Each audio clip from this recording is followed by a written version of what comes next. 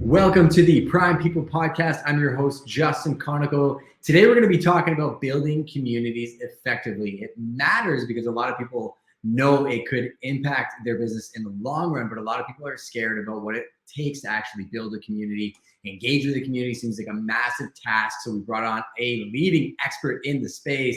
Miss Sara McCord has an incredible background, which we will get into in the show, but she is building the Breakfast with Champions to be a global platform.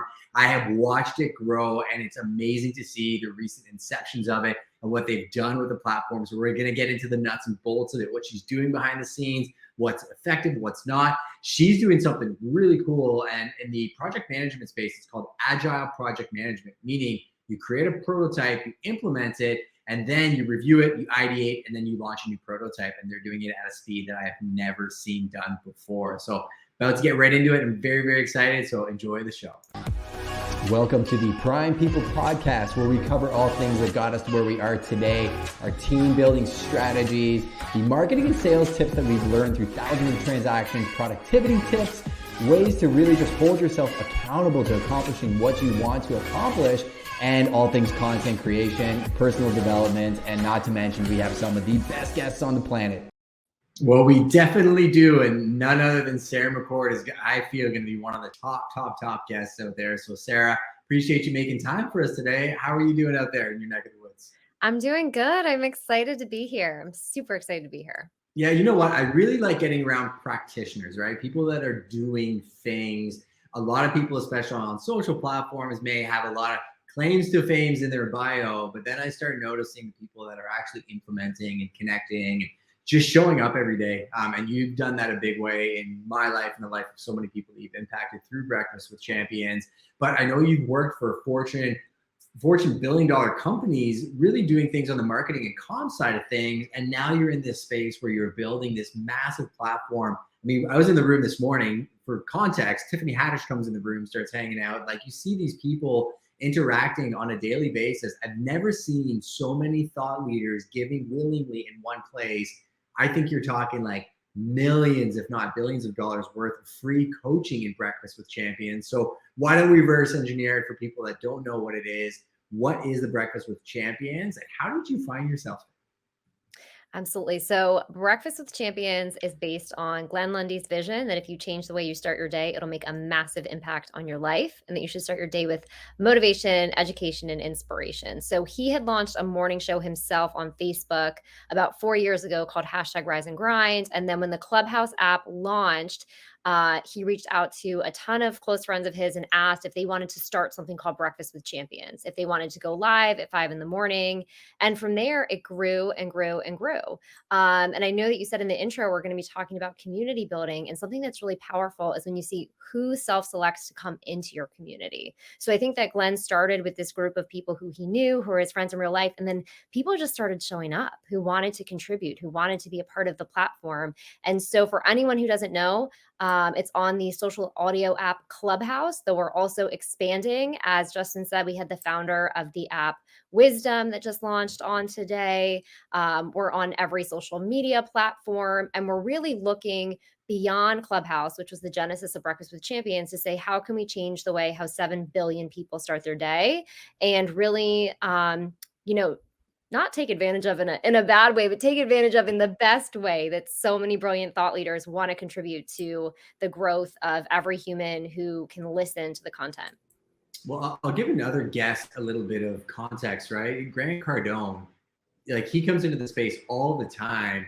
And it's funny because before Breakfast with Champions, I had one perception of Grant and who he was because of the way that he's portrayed online. And I find sometimes I'm always open to learning more about somebody, regardless of what I may think, because I've been proven wrong before, and I don't think anybody should put narratives on anybody else.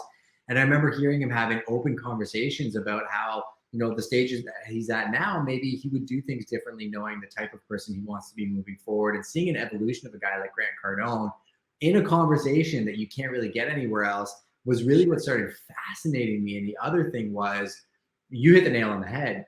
I remember when Glenn's show went down once because of Facebook, and it was like, Facebook had control of that online platform, and we got into a pretty in-depth discussion about community, and that the community transcends the internet, right? And these communities that you're building, a Clubhouse could shut down tomorrow, find each other, right? But I guess, what is your thoughts when it comes to the nature of online communities and how much higher level it can be than just living in a social media platform? Absolutely. So the first thing that I would say for anyone who feels overwhelmed by online community is that I think that the best practices that we all know and love in real life apply. Show up, be who you are, be of service, care about other people, do what you say you're going to do. So if you can do all of those things in real life, you can absolutely do all of those things online.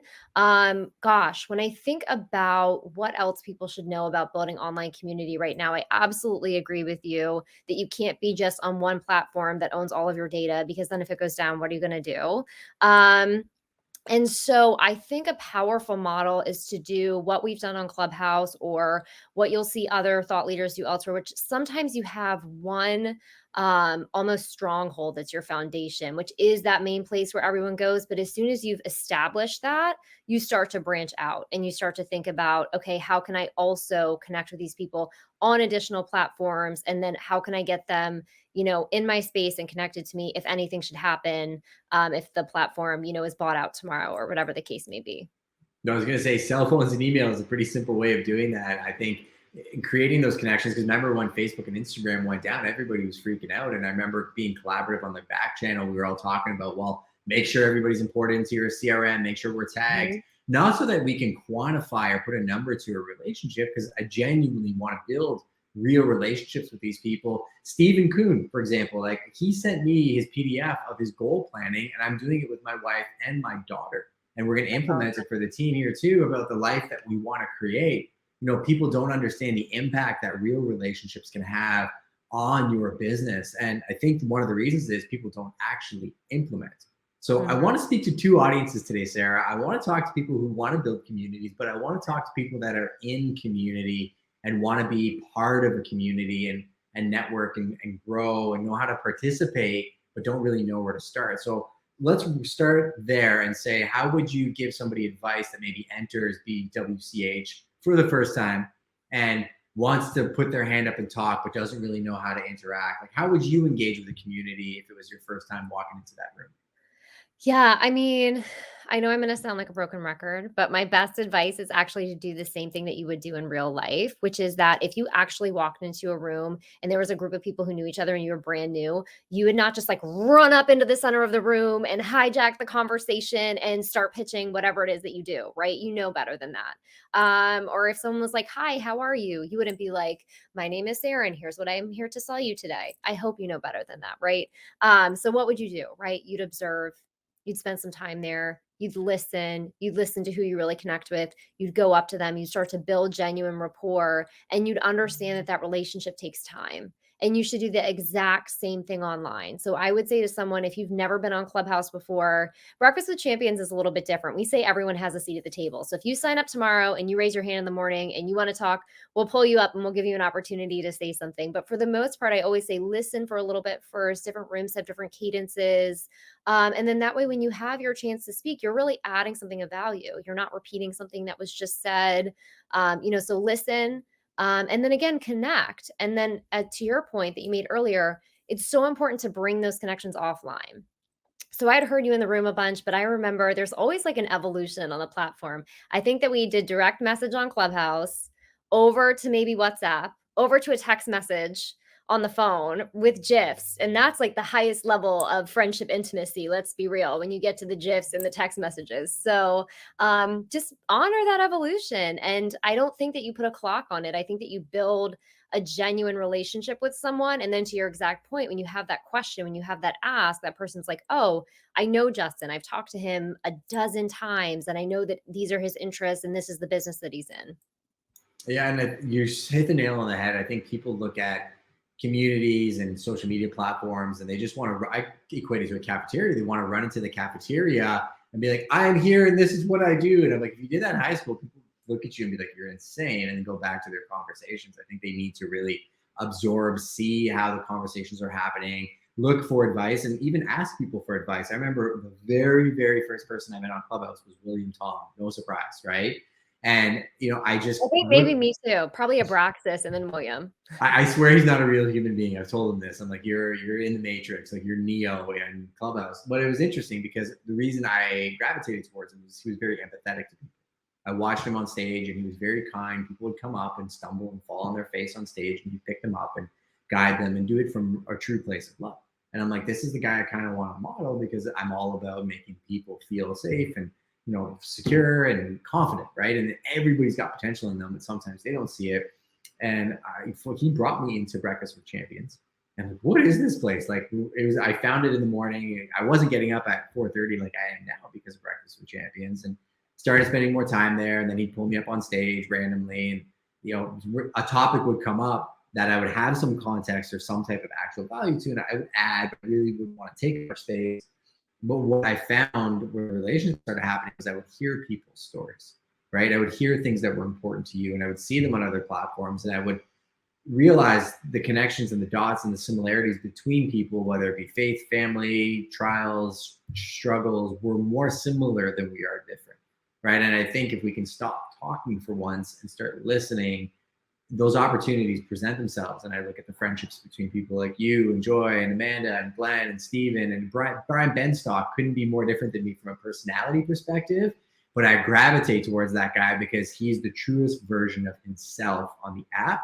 And his sales meetings on Saturdays are one of my favorites. I don't think I've told him this, but my father-in-law runs a car dealership, and they're cut from the same cloth. Like, they're so similar. And my father-in-law, definitely not on Clubhouse, I've shared the sales meeting with before, right? So it really does transcend the platforms. How can you empower somebody, though, Sarah, to be who they are when they're scared about how the world's going to react to them? That's such a good question. I think isn't it Judy Garland who says it's better to be a first-rate version of yourself than a second-rate version of anybody else?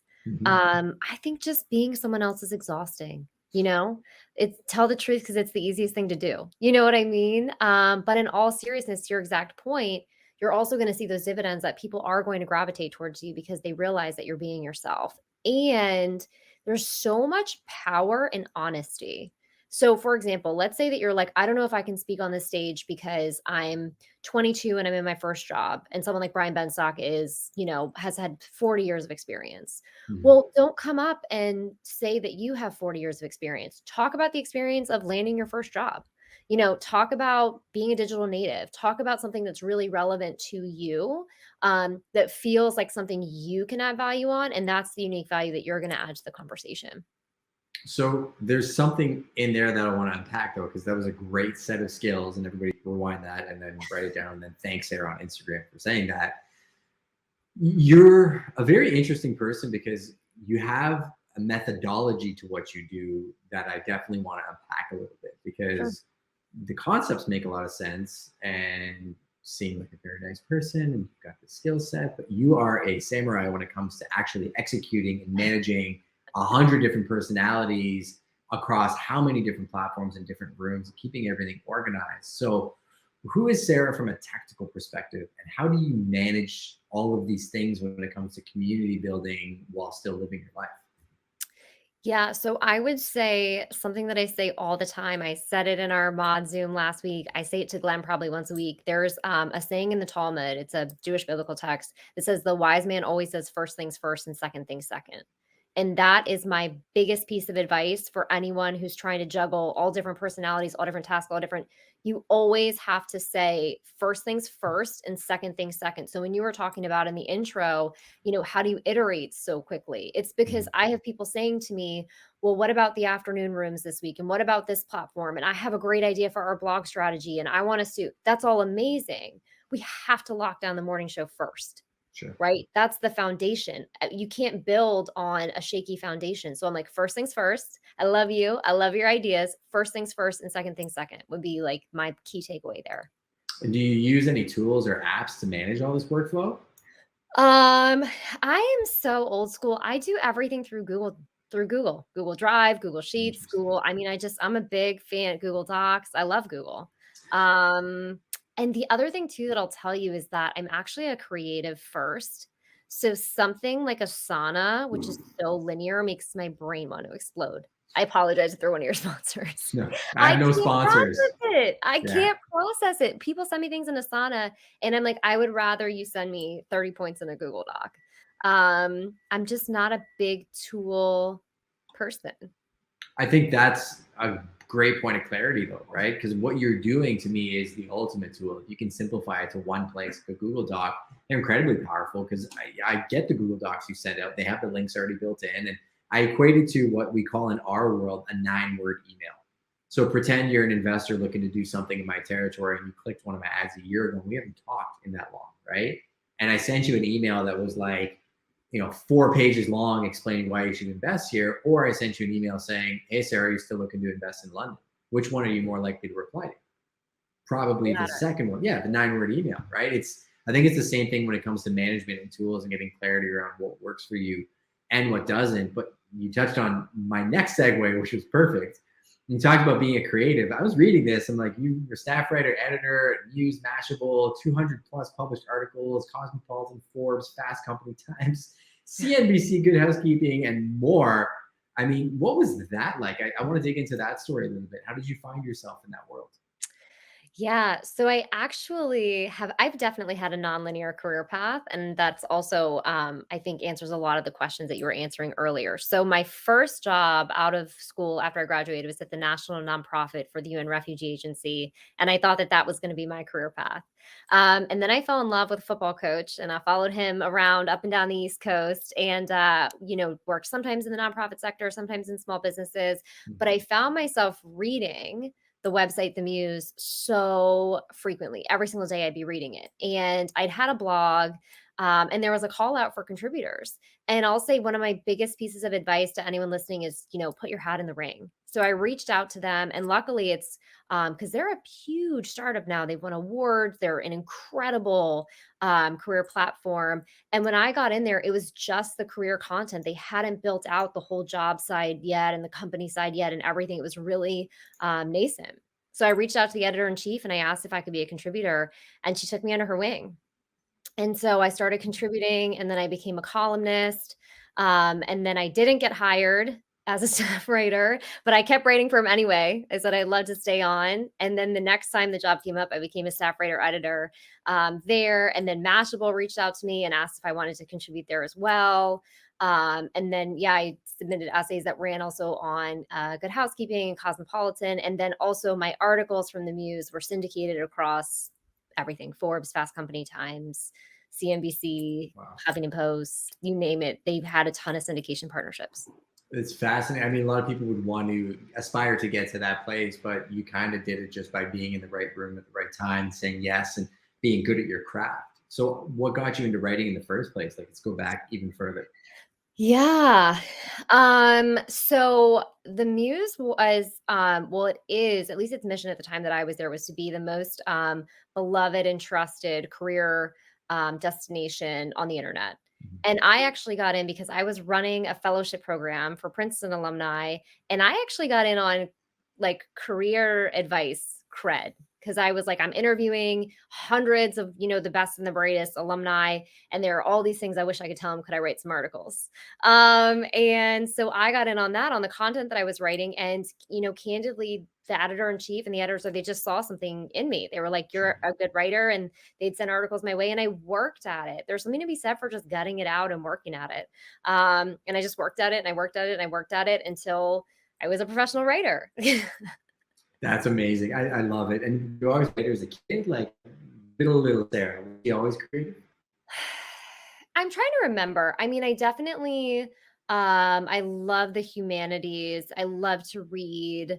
That's a good way to say it. Was super nerdy, super, super nerdy. So I mean, like, I think I made good grades and I wrote good papers, but it's actually interesting because one of the things that I work with thought leaders on is actually unlearning some of that academic training. And I always say you can write conversationally and still be taken seriously as an expert. Like, that's one of my biggest things that I really stand for, is too many people write like they're submitting it to an English teacher, because that's how you get good grades, as opposed to really trying to build that rapport with their audience. So, I don't know. I mean, I can't say that I was like, I think I might have like written, a book for my mom in like second grade, but that's probably the extent of it. Yeah, it's interesting though. You notice patterns, right? And the pattern that you did when you were putting in the work to become a better writer, you're kind of doing the same thing now. Just you happen to be in the community building and communication space. So, what are those key items that you think you need to work on as somebody building a community to manage all the personalities that you manage? Oh my gosh. What have I learned? I would say that the number one thing I've learned from Glenn, because he's extraordinary when it comes to just making all different kinds of people feel seen, heard, loved, is that I'm naturally a reactive person. I'm realizing because I like to move so quickly. So Mhm. I like to like the moment someone emails or texts me, get right back to them and so on and so forth. And probably one of the biggest things that I've learned in managing so many personalities is that because of that, when you have that reaction and people are so passionate about what they're doing, sometimes you can kind of like flame up a situation accidentally. Like I might do that in community, be like, oh my gosh, like how are we going to meet this person's need and this person's need and this person's need and this person's need? But if you take a step back from that reactivity and you just trust the really good people who are there, lots of times things like just sort themselves out because they're all really smart, really great people. So the biggest learning lesson that I've had personally is to be, I would say, less reactive. And the self-awareness piece is kind of cool to watch happen because you're making changes quickly and you have some moonshots that you're reaching to with the platform, and you're not afraid to go and change things, right? And try different things. And where does the confidence come from too? Because I think a lot of times people are scared of losing what they have because, that got them to the dance, got them to the dance. We live in a world where you have to adapt. So where do you get the confidence to adapt, and why do you think it matters? Oh, wow. So the first thing that I would say, and I know I said this earlier, I think there's a huge power in being honest and in transparency. And I'll always say, like, I think your audience will be willing to go on a journey with you as long as you take them by the hand and ask them to walk with you. And so that goes for all of our incredible hosts, that goes for our actual community. We've never done it behind the curtain. It's not like one week we have this many hours of programming, and then the next week we have this, and the next week, and no one knows what's going on.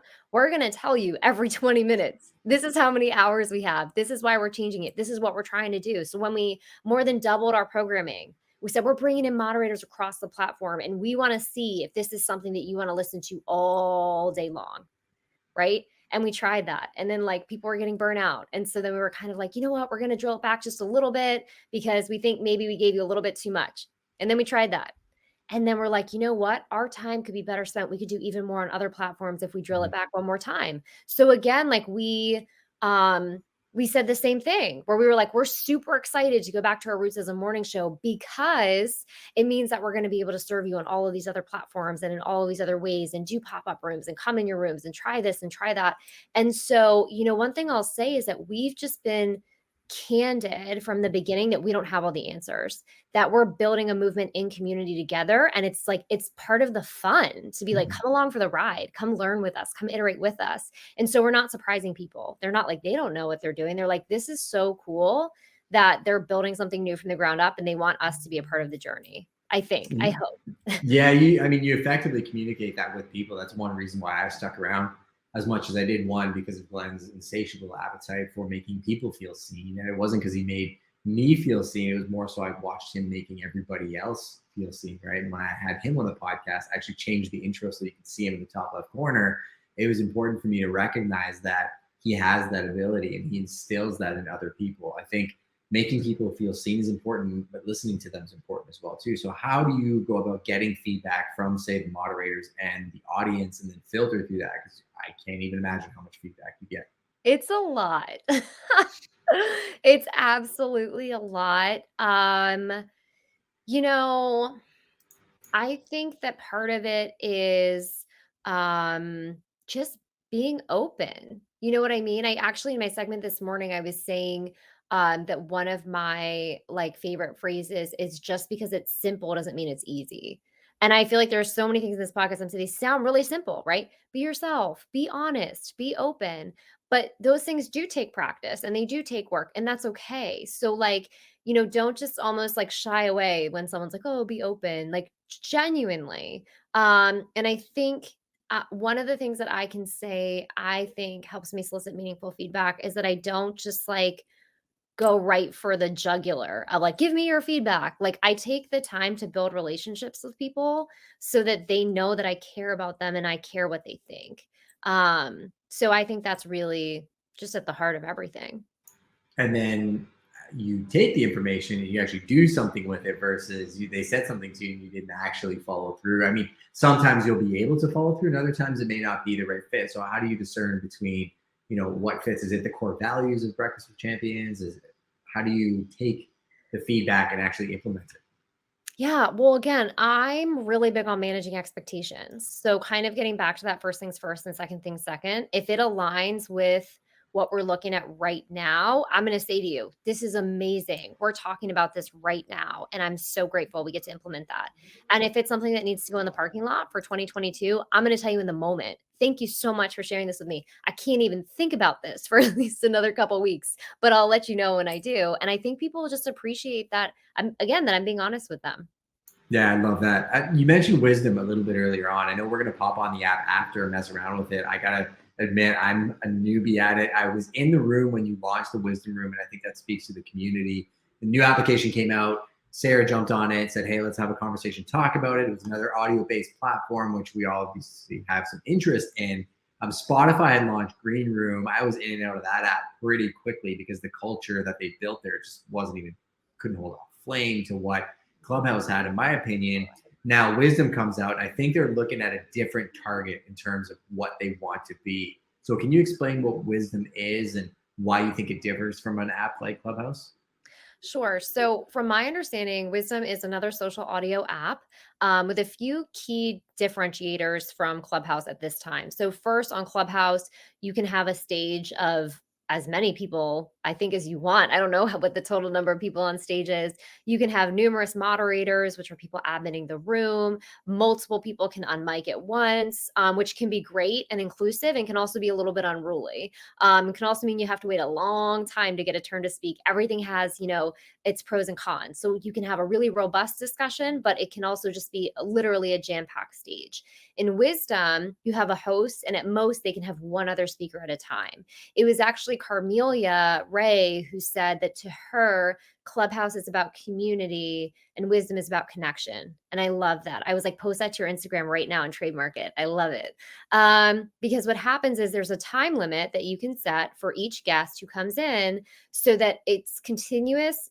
Either you can talk just to your audience or continuous one-on-one conversations that essentially everyone else is eavesdropping on. So again, it's really cool because they're both social audio apps, but thinking through what kinds of conversations will make sense on one versus the other necessarily is going to be different. So, for example, I think about all of the stages that I started on Clubhouse, which were marketing stages, and how powerful it was when someone had a question to have 6 different marketers with 6 different answers because there wasn't just one answer. And like, there's part of me that's like, oh, would it give me like heart palpitations if I'm like listening on Wisdom and I'm like, oh my gosh, I would never give this advice and I can't raise my hand and I can't unmic, or would I enjoy it? I don't know. Because it has that live engagement aspect, but then there's that kind of audience podcast aspect simultaneously. But again, if you want to have a conversation like this, but still have the audience and be able to rotate people in and out, there's a new flexibility that we haven't seen yet. That's kind of like that intimacy of a social audio app, but also that exclusivity of the one-on-one. And then another key feature is that it automatically downloads your talks and it saves them to your profile. So I think that one of the things we heard this morning that Deo is envisioning as well is that people just send out the link to their profile and anyone could hear that person's talks on Wisdom to get a sense of the kind of content they create. Yeah, and you just pointed out exactly where I was kind of going with this. Is I think they've done a good job creating an expectation, right? For example, room Monday 11:30 to 12:30 called Practical and Tactical, and it started off as a mastermind, right? You bring a whole bunch of people on, and we're all talking about productivity, time blocking, pick a different topic every week, TikTok, whatever it's going to be, and it is a marketplace of ideas. We were changing the format and messed around with a few different formats on Clubhouse where we ran it more like a podcast where it was me, Giselle, and basically we bring on a guest and we interview that guest.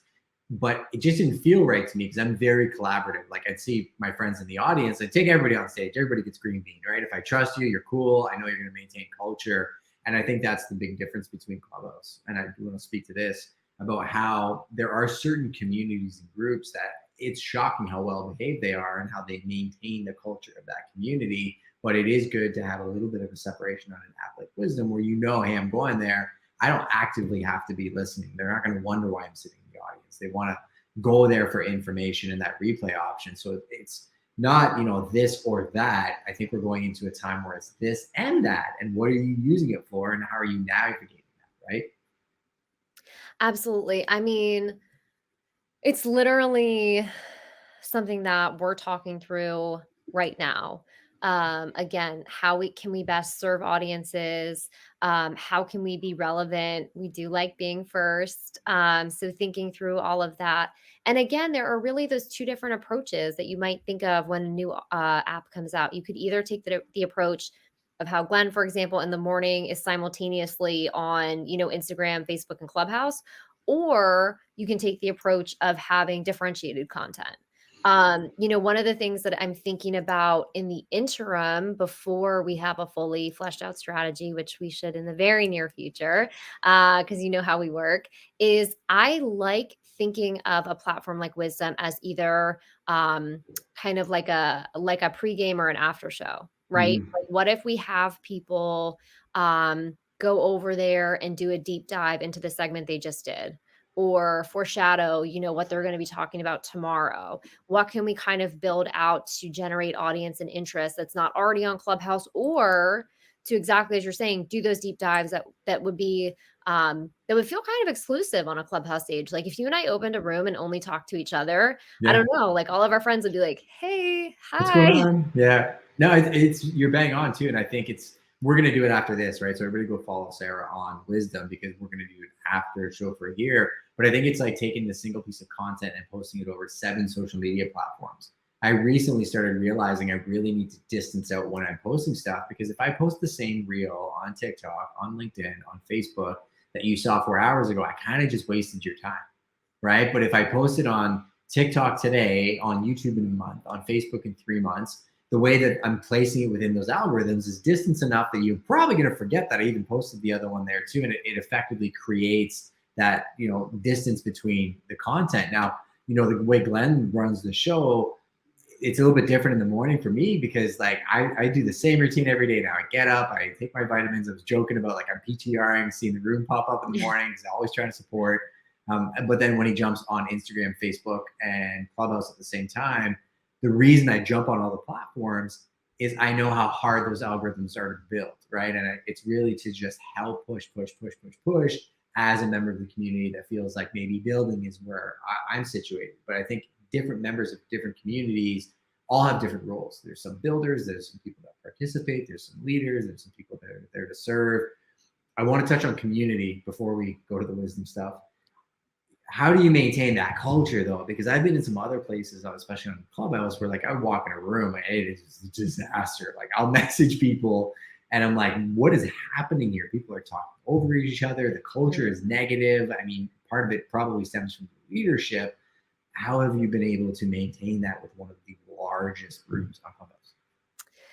I mean, first of all, I really believe in giving credit to where it's due. And I have to say that I inherited this incredible stage management, Breakfast with Champions, for months before I came on the scene. The stage has always been like that. People have always been respectful. It's always been one mic. It's always been this idea that everyone has a seat at the table.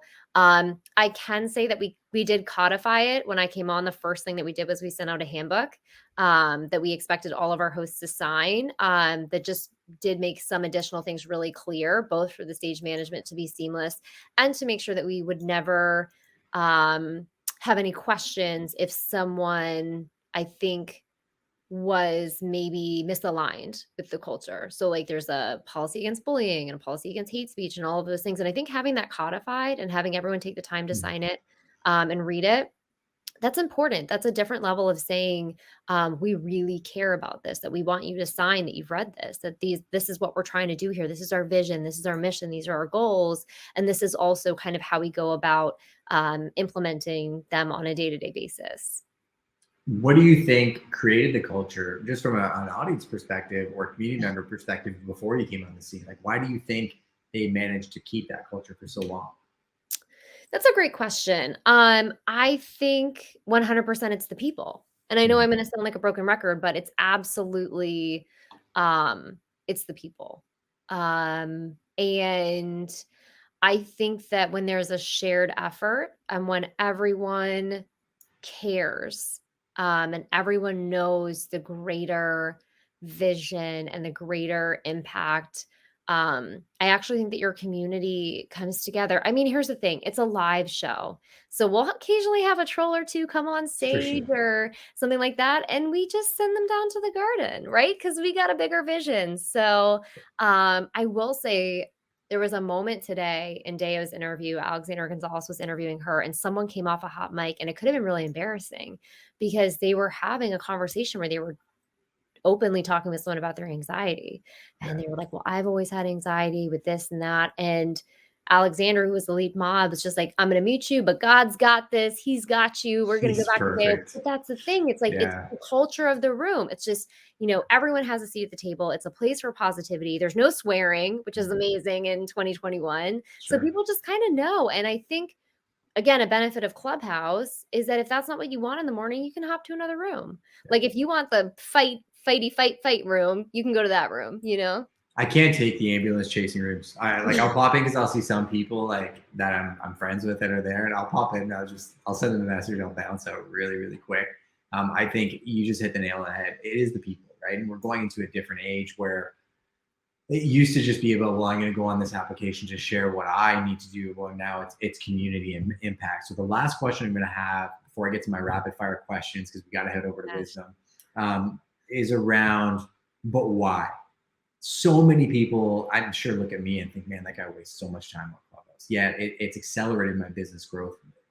I can't even quantify it in terms of our goals, what we're actually doing, the operations, the training I've had for my staff, marketing, communications, administrative support. I'm literally probably 5 years further ahead now than I was when I started, but I sound like I work for Clubhouse. So you explain to me, why is it worth spending time on these applications? Yeah, well, I mean, I'm going to use a phrase that you've used a few times in this interview, which is to say you hit the nail on the head. You said people say I waste time on Clubhouse, but look at how it's accelerated my business. What I think is special about Breakfast with Champions is that we have, I want to say, around 80 thought leaders across different industries, ideologies, political beliefs, approaches, but they're all there to contribute to professional, personal, spiritual, and business development. And like I've seen changes in my life, even from just me listening to the content from the room. Like I think that it would be so hard to be unaffected. And of course, it's really important we tell people we don't just want you to listen all day. We want you to go out and implement. But I think that with anything in life, obviously you're going to need time management. Obviously, you're going to need priorities. Obviously, you're going to need strategy. But I also think that phrase, I don't want to get wrong who said it. Is it Jim Rohn who said you are the 5 people you spend the most time with or something I like that? can't remember who said it, but yeah, your net worth is your network. We're on that same That kind of whole thing, that right? whole thing, you are who Mhm. you spend time with, right? So I think that Breakfast with Champions is a community of people who are ambitious, who are motivated, who are ethical, who are like obsessed with self-development. And I think the more time that we spend around people like that, which again is not to deride those people in your life who are like, why are you still working? Like, go have fun or whatever. Everyone gets to kind of like Sure. choose what they want to do. But I think, especially if you're an entrepreneur or if you're someone who really hustles, you've probably faced those people in your life who are like, just come have fun. And that can be really hard. So I think instead, if you're in a room with people who are like go freaking get your crazy dream goal and like here are like some really tactical, amazing things that change the world for me. Like that's going to light you up. It's going to incentivize you. You're going to be like, you know what? I'm not going to turn on Netflix. I'm going to go hit that goal because this person said this thing that's like really resonating with me. I think so many people think they have to live for somebody else. I remember clear as day when I was in my previous career, somebody came up to me like, why do you work all the time? Why don't you just come out with us, right? And like, I thought I was broken, right? I genuinely thought there was something wrong with me because I wanted to work so I could make money, do investments, and kind of just go from there. It's just always felt like that was kind of built into me, that I found this place. And next thing I know, Dave Meltzer brought me on his podcast. I barely even knew the guy. And then I find out he's the guy they based that movie on. And I'm like, what is happening? And then one thing leads to another and leads to another. And I think that's where what you said earlier on is the most important key of this whole interview is just get in the room, listen, implement, don't be afraid to be yourself, and you will draw your people in. So I got 3 rapid fire questions for you, and then I'm going to get you out of here. You good with that? I'm ready. So what is the greatest lesson you've learned in life? Love every human because no day is promised. What are you learning right now? How to deal with very little sleep. There's probably some good YouTube videos and podcasts with that as well, too. Time management. How has failure shaped your life? It humbles you.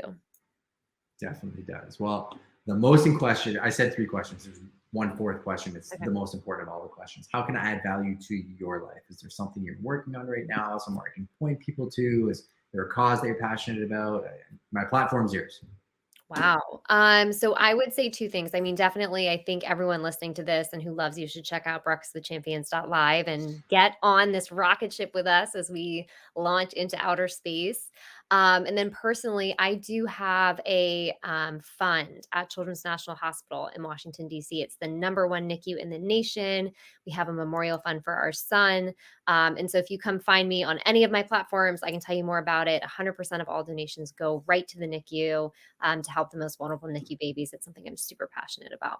Well, I'm going to be sending you a donation because I appreciate you coming on the podcast, and the fact that you've shared that on your profiles. I think you're helping literally more people than you can possibly imagine. The butterfly effect is real. And for everybody watching this, well, I guess you're going to see the replay. So come find us on Wisdom and watch our replays. But we're going to Wisdom right now, so we're going to go hang out there for a little bit. Thank you for being here, Sarah. Thank you. Awesome. Take care.